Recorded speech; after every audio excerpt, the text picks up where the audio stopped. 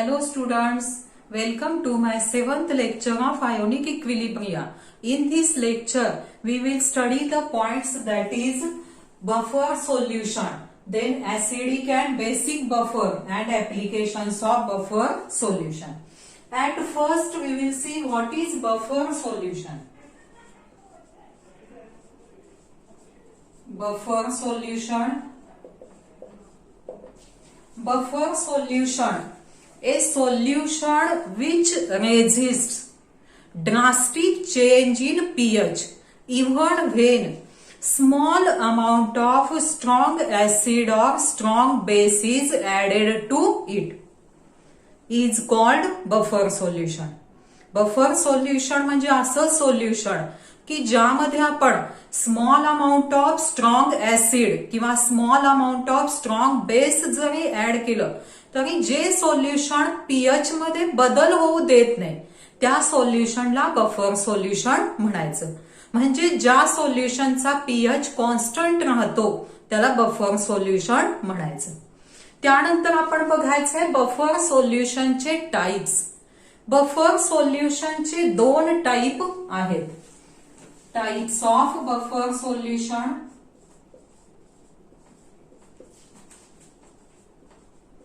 Types of buffer solutions. There are two types of buffer solutions.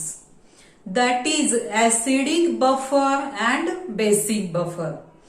Acidic buffer maintains acidic pH. Basic buffer maintains basic pH. At first, in this point, we will see what is acidic buffer solution. Acidic buffer solution.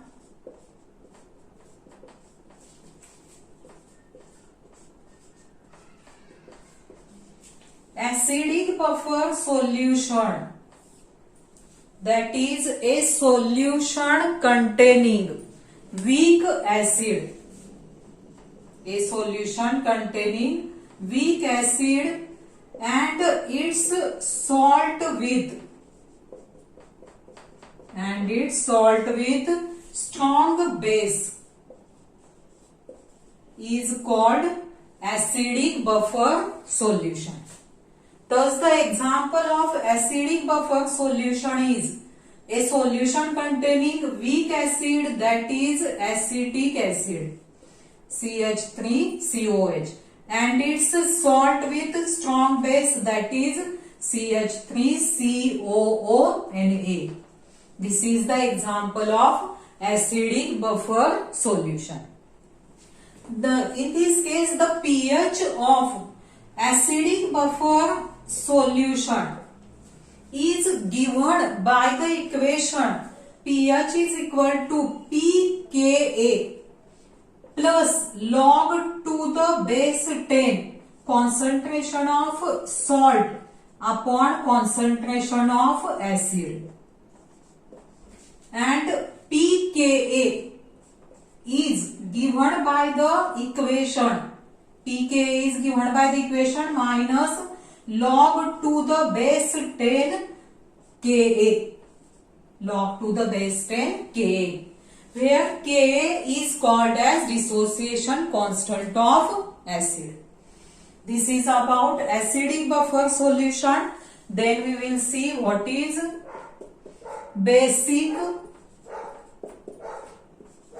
buffer solution. What is basic buffer solution? Basic buffer solution, a solution containing weak base. A solution containing weak base and its salt with strong acid is called basic buffer solution. Therefore, example of basic buffer solution is a solution containing weak acid, for example NH4, a solution containing weak base, for example NH4OH, and its salt with strong acid that is its salt with HCl is NH4Cl. Thus a solution containing NH4OH plus NH4Cl. This is example of basic buffer solution.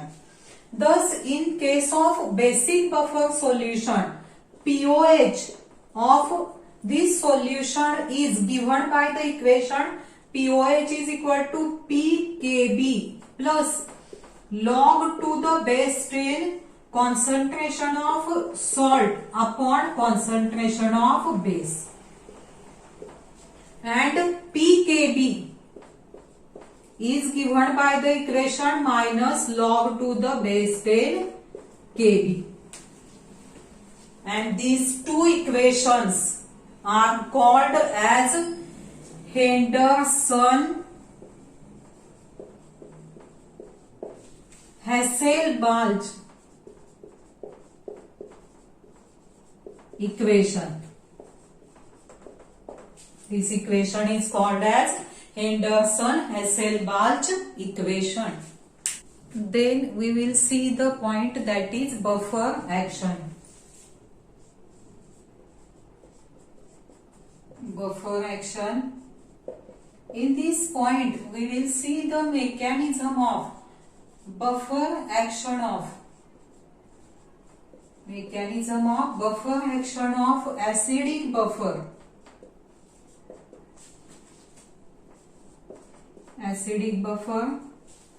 आता या point मध्ये आपण काय बघायचंय तर acidic buffer solution मध्ये जरी आपण small amount of strong acid किंवा small amount of strong base घातलं तरी त्या सोल्युशनचा पीएच का कॉन्स्टंट राहतो हे यामध्ये आपल्याला लक्षात येईल. त्यासाठी आपण काय करायचंय, let us consider acidic buffer that is sodium acetate, a solution containing sodium acetate and acetic acid that is CH3COOH.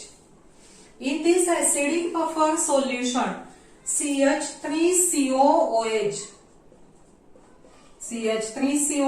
is weak acid and therefore it dissociates only partially in aqueous solution to form CH3COO minus plus H plus ions,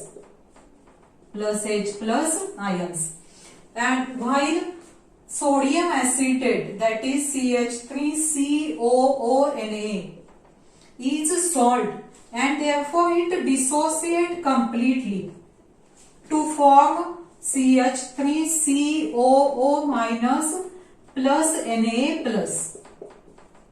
Na plus. आता यामध्ये CH3COOH चं partial dissociation झालेलं आहे आणि त्यामुळे solution मध्ये undissociated molecules जास्त आहेत. Thus this solution contains more concentration of CH3COOH. त्याच पद्धतीनं या सॉल्टचं कम्प्लीट डिसोसिएशन झालेलं आहे आणि त्यामुळे सोल्युशन मध्ये CH3COO मायनस आयन्स जास्त आहेत. Thus the solution contains more concentration of CH3COO minus. Thus this solution contains more concentration of CH3COOH and CH3COO minus ion. In this solution, if small amount of strong acid is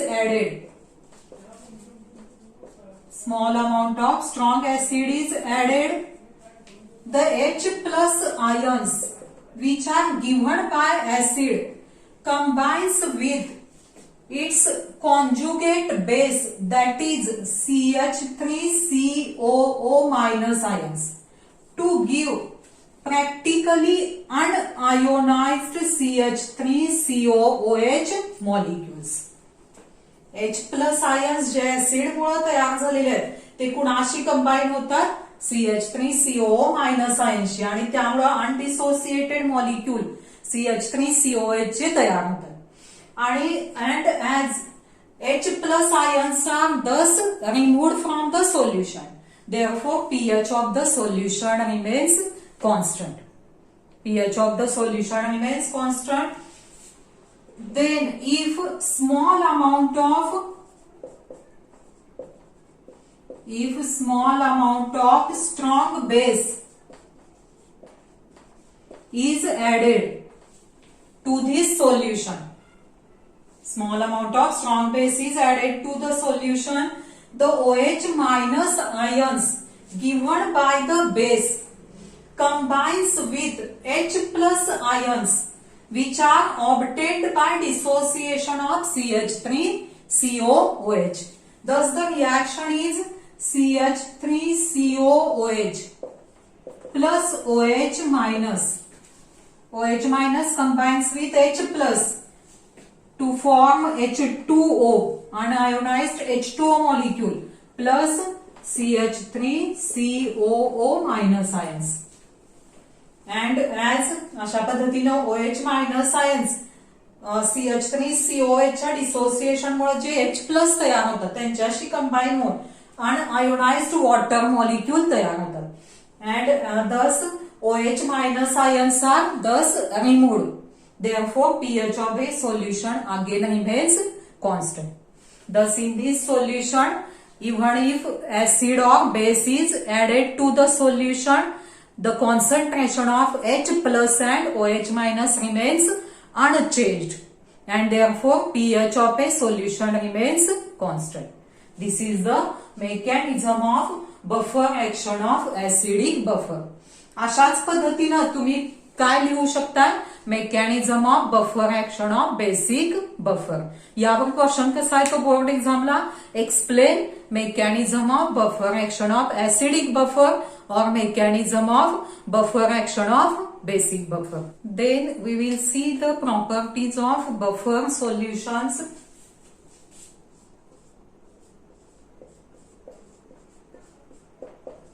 Properties of buffer solutions.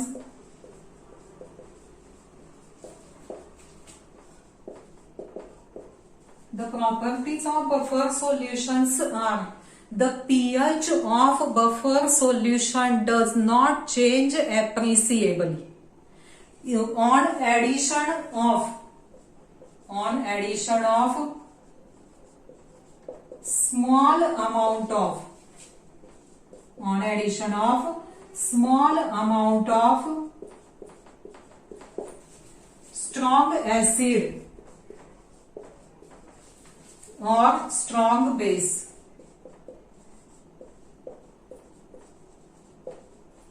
Strong acid or strong base. Then the second property is pH of buffer solution does not change on dilution. जरी solution dilute केलं तरी सुद्धा या buffer सोल्युशनचा pH change होत नाही, कारण आपण Henderson हेचलबाल्स equation मध्ये जर बघितलं, जो रेशो आहे concentration of salt upon concentration of acid, तो रेशो चेंज होत नाही डायल्यूट केलं तरी, आणि त्यामुळं pH of buffer solution does not change on dilution. And third is pH of buffer solution does not change even if it is this solution kept for a long time. This solution kept for a long time. These are the properties of buffer solutions. Then we will see the next point, that is applications of buffer solutions. Applications of buffer solutions. These buffer solutions finds extensive applications in various fields. The sum of the applications of buffer solutions are: the first application is in biochemical system. In biochemical system, in this case, the pH of blood in our body should be maintained at 7.36 to 7.42, and this pH of a blood is maintained due to the buffer solution, that is HCO3 minus and H2CO3, which is present in blood. And even if mere change of pH, that is 0.2 change in pH, can cause death. जरी थोडा जरी pH मध्ये फरक पडला ब्लडच्या 0.2 pH चा जरी difference पडला तरी काय होऊ शकतं, डेथ होऊ शकते. आणि त्यामुळं saline solutions which are used for the intravenous injections, these saline solutions contains the buffer which maintains the pH of blood. आणि त्यामुळे सलाईन सोल्युशन जे इंट्राव्हेनस इंजेक्शन साठी वापरले जातात त्या सलाईन सोल्युशन मध्ये सुद्धा काय असतात, बफर्स असतात की ज्यामुळे काय होतं, ब्लडचा पीएच मेंटेन होतो.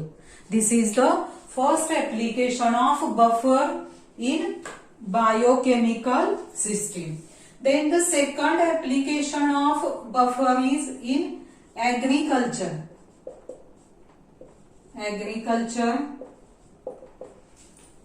Soil is buffered. Soil is buffered due to the presence of salts like carbonates, bicarbonates, phosphates and organic acids. म्हणजे सॉइलचा सुद्धा पीएच मेंटेन झालेला असतो. त्यामध्ये बफर्स कोणते कोणते असतात, कार्बोनेट्स, बायकार्बोनेट्स असतात, फॉस्फेट्स असतात, ऑर्गॅनिक ऍसिड असतात. आणि त्यामुळं फर्टिलायझर्सचं सुद्धा चॉईस करताना ते कशावर अवलंबून असतं, सॉइलच्या पीएचवर. The choice of fertilisers depends upon the pH of soil. This is the second application of buffer solution. Then the third application is industry. Industry. Buffers play important role in paper, dye, ink, paint and drug industries. या सगळ्या paper, डाय, Inc, paint आणि drug इंडस्ट्रीमध्ये बफर्सचा महत्वाचा role आहे. त्यानंतर next चौथं application कोणतं आहे तर इन मेडिसिन. आता मेडिसिन जे अँटीबायोटिक आहे penicillin. Penicillin preparation is stabilised by addition of sodium citrate buffer. Penicillin preparation stabilise करण्यासाठी किंवा त्याचा पीएच मेंटेन राहण्यासाठी त्यामध्ये बफर कोणतं ऍड केलं जातं, सोडियम सायट्रेट बफर. आणखी एक मेडिसिनसाठी उपयोगी असलेलं बफर कोणतं आहे तर मॅग्नेशियम सायट्रेट. आणि ते मॅग्नेशियम सायट्रेट कसं प्रिपेअर केलं जातं तर it is prepared from citric acid and milk of magnesia. Milk of magnesia, that is MgOH twice. Thus this is the fourth application of buffer solution, that is in medicine. And the fifth application of buffer solution is in analytical chemistry. Analytical chemistry. Analytical chemistry मध्ये qualitative analysis मध्ये cation detect करण्यासाठी त्याचं group detection केलं जातं. आणि त्यासाठी group detection जे आहे थर्ड ए ग्रुपचे कॅटायन असतात त्यांचं प्रेसिपिटेशन होण्यासाठी पीएच 8 to 10 मेंटेन व्हावा लागतो. आणि तो पीएच ती रेंज मेंटेन होण्यासाठी त्यामध्ये बफर कोणतं ऍड केलं जातं, NH4Cl plus NH4OH. Thus in qualitative analysis, pH of 8 to 10 should be maintained for the precipitation of third A group cations. And this pH is maintained by the addition of NH4Cl plus NH4OH as buffer. These are the various applications of buffer solutions. We will see the numericals based on pH of acidic buffer and pOH of basic buffer. For this, the important formulas are pK is equal to minus log to the base 10 Ka. pH is equal to pKa plus log to the base 10 concentration of salt upon concentration of acid. Then the third formula is pKb is equal to minus log to the base 10 Kb. And the fourth important formula is pOH is equal to pKb plus log to the base 10 concentration of salt upon concentration of base. Thus the first numerical is calculate the pH of buffer solution containing 0.05 mole NaF per liter and 0.015 mole HF per liter. आणि Ka ची value दिलेली आहे 7.2 into 10⁻⁻4 for HF.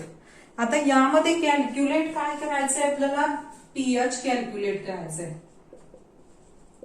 आणि दिलेलं काय आहे, containing 0.05 मोल NaF per litre. म्हणजे NaF हे सॉल्ट आहे आणि सॉल्टचं कॉन्सन्ट्रेशन दिलेलं आहे. किती दिलेलं आहे, 0.05 मोल पर लिटर. पुढं काय दिलेलं आहे, and 0.015 mole HF per litre. HF acid, weak ऍसिडचं कॉन्सन्ट्रेशन दिलेलं आहे. किती दिलेलं आहे, 0.015 मोल पर लिटर. आणि Ka ची व्हॅल्यू दिलेली आहे 7.2 इंटू 10⁻⁻4 फॉर HF.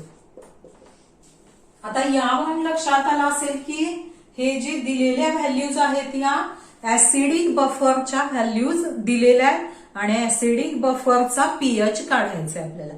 म्हणजे फॉर्म्युला कोणता येणार ऍसिडिक बफर पीएच काढण्यासाठी, pKa plus log to the base 10 concentration of salt upon acid. कॉन्सन्ट्रेशनच्या व्हॅल्यूज दिलेल्या आहेत, pKa ची व्हॅल्यू दिलेली नाहीये, त्यामुळे पहिल्या स्टेप मध्ये आपल्याला 2 स्टेप मध्ये हे सोडवावं लागेल. पहिल्यांदा pKa ची व्हॅल्यू काढावी लागेल, त्यावरून pH ची व्हॅल्यू कॅल्क्युलेट करायची. Thus the first step is pKa is equal to minus log to the base 10 Ka is equal to minus log to the base 10 7.2 into 10⁻⁻4. आणि हे आपण कसं सॉल्व्ह करायचं बघितलेलं आहे. डायरेक्ट काय करायचं, 4 minus minus plus 4 minus log to the base 10 7.2. 7.2 characteristic येणार 0.72 चा लॉग 0 मध्ये 8573 आणि 4 मधून मायनस केल्यानंतर ही व्हॅल्यू येते 3.1427. This is value of P K. यावरून आता पीएच ची व्हॅल्यू काढायची सेकंड स्टेप मध्ये. Therefore P H is equal to pKa plus log to the base 10 concentration of salt upon concentration of acid is equal to pKa ची value किती आहे 3.1427 plus log to the base 10 सॉल्टचं concentration किती आहे 0.05, ऍसिडचं किती आहे 0.015. त्या व्हॅल्यूज सबस्टिट्यूट करायच्या 0.05 अपॉन 0.015. सॉल्व्ह करायचं हे प्लस हे किती होणार log टू द बेस 10 3.33 आणि 3.33 चा लॉग कॅरेक्टरिस्टिक किती येणार 0.33 चा 3 मध्ये लॉग 5224 आणि ऍडिशन केल्यावर व्हॅल्यू येते 3.6651. It's nearly equal to 3.67. This is the first numerical. Then we will see the second numerical. Second numerical is calculate the pH of buffer solution composed of 0.1 molar weak base BOH and 0.2 molar of its salt BA.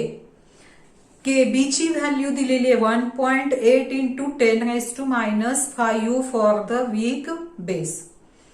आता इथं values calculate काय करायचंय, पुन्हा आपल्याला pH calculate करायचंय. पण solution कोणतं आहे, 0.1 मोलर वीक बेस BOH बेसचं कॉन्सन्ट्रेशन दिलेलं आहे 0.1 molar and 0.2 molar of its salt, त्याचा सॉल्ट BA दिलेला आहे आणि सॉल्टचं कॉन्सन्ट्रेशन दिलेलं आहे 0.2 मोलर. त्यानंतर KB ची व्हॅल्यू दिलेली आहे 1.8 into 10⁻⁵ फॉर वीक बेस आणि यावरून पीएच काढायचंय. आता हे जे गिव्हन आहे यावरून आपल्याला काय लक्षात येते, बेसिक बफर आहे. मग बेसिक बफरचं आपल्याला काय काढून घ्यावं लागेल, आधी पीओएच. बेसिक बफर साठी काय मिळेल आपल्याला, पीओएच मिळेल. पीओएच काढण्यासाठी पहिल्यांदा काय कॅल्क्युलेट करून घ्यावं लागेल आपल्याला, पीकेबी ची व्हॅल्यू. म्हणजे 3 स्टेप मध्ये हे सोडवावं लागेल. पहिल्यांदा पीकेबी कॅल्क्युलेट करावं लागेल, त्यावरून सॉल्ट आणि बेसचं कॉन्सन्ट्रेशन दिलंय, पीओएच ची व्हॅल्यू कॅल्क्युलेट करावी लागेल आणि पीओएच वरून पीएच 14 मायनस पीओएच केलं की काय मिळेल आपल्याला, पीएच ची व्हॅल्यू मिळेल. Thus the first step is PKB is equal to minus log to the base 10 KB is equal to minus log to the base 10 1.8 into 10⁻⁵. तसं सॉल्व करायचं हे 5 minus log to the base 10 1.8 characteristic येणार 0, 18चा 0 मध्ये log येतो 2553 आणि ही value minus केली की answer pKb ची व्हॅल्यू मिळेल 4.7447. पीकेबी वरून सेकंड स्टेप मध्ये काय कॅल्क्युलेट करायचंय, पीओएच. फॉर्म्युला कसा येणार, P O H is equal to P K B plus log to the base 10 concentration of salt upon concentration of base is equal to PKB ची व्हॅल्यू किती कॅल्क्युलेट केली आपण, 4.7447 plus log to the base 10 सॉल्टचं concentration किती दिलंय 0.2 आणि बेसचं कॉन्सन्ट्रेशन किती दिलेलं आहे 0.1. ही व्हॅल्यू किती होणार 2, म्हणजेच काय होणार 4.7447 plus log to the base 10 2. 4.7447 plus 2 चा लॉग 0.20चा 0 मध्ये लॉग येतो 3010, ऍडिशन येते 5.0457. This is the value of pOH. Then the third step is, we know that pH plus pOH is equal to 14. Therefore, pH is equal to 14 minus pOH is equal to 14 minus 5.0457. Therefore, value of pH is 13.9543, that is 13.95. This is the value of pH. This is the second numerical based on acidic buffer and basic buffer.